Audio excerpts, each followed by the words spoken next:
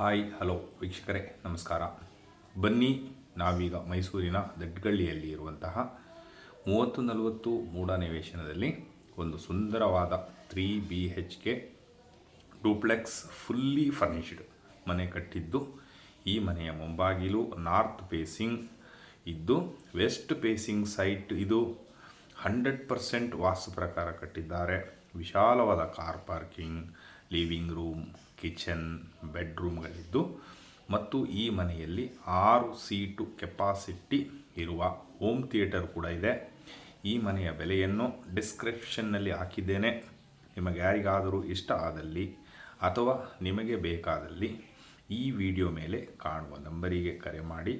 ವೀಕ್ಷಕರೇ, ಮತ್ತೊಮ್ಮೆ ನಮಸ್ಕಾರ, ಧನ್ಯವಾದಗಳು.